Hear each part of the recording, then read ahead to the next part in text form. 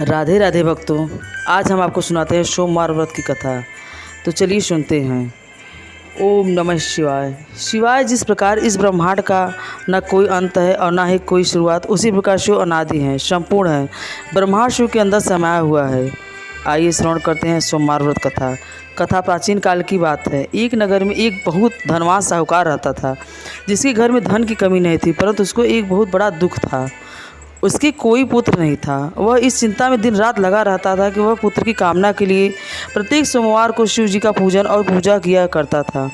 सायकाल को शिव मंदिर में जाकर शिव जी के सामने दीपक जलाया करता था।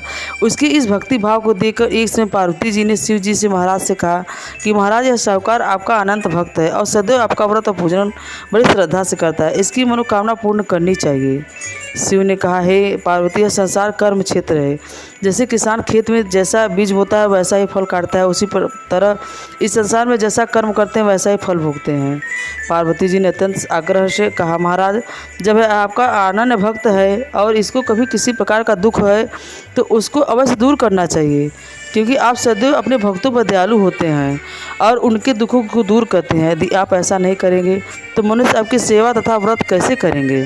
पार्वती जी का ऐसा आग्रह देख शिव जी महाराज कहने लगे, हे पार्वती, इसमें कोई पुत्र नहीं है, इसके कोई पुत्र नहीं है। इसकी चिंता में अति दुखी रहता है। इसके भाग में पुत्र न होने पर इसको मैं पुत्र प्राप्ति का वर देता हूँ, परंतु यह केवल 12 वर्ष तक जीवित रहेगा।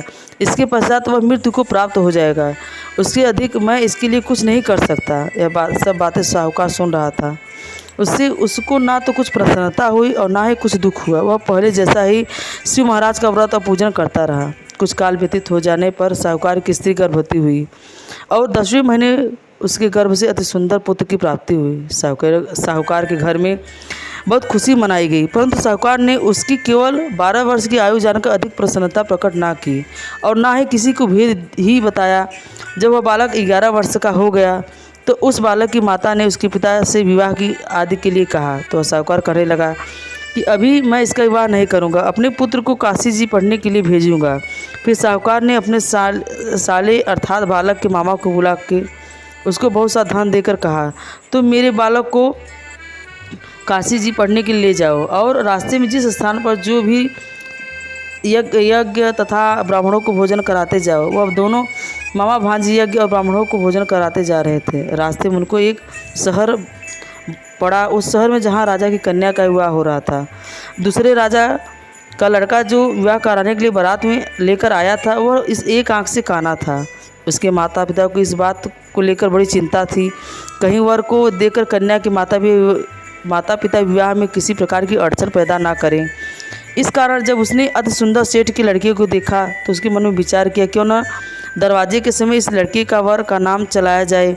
ऐसा विचार कर वर के पिता ने उस लड़के को और मामा से बात की तो वे राजी हो गए। फिर उस लड़के को वर के कपड़े पहनाकर तथा घोड़ी पर चढ़ाकर दरवाजे पर ले गए और सब कार्य प्रसन्नतापूर्ण हो गया।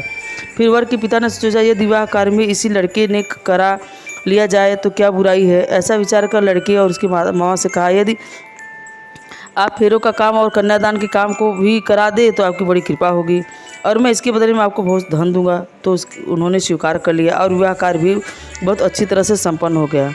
परंतु जिस समय लड़का जाने लगा तो उसने राजकुमारी की चुन्नी के पल्ले पर लिख दिया कि तेरा विवाह तो मेरे साथ हुआ है, परंतु जिस राजकुमार के साथ तुमको भेजेंगे वह एक आंख से काना है और मैं काशी जी पढ़ने जा रहा हूँ। लड़के के जाने के पश्चात उस राजकुमारी ने जब अपनी चुनरी पर देखा ऐसा लिखा हुआ पाया तो उसने राजकुमार के साथ जाने से मना कर दिया और कहा कि वह मेरा पति नहीं है, मेरा विवाह इस लड़के के साथ नहीं हुआ, वह काशी जी पढ़ने के लिए गया है।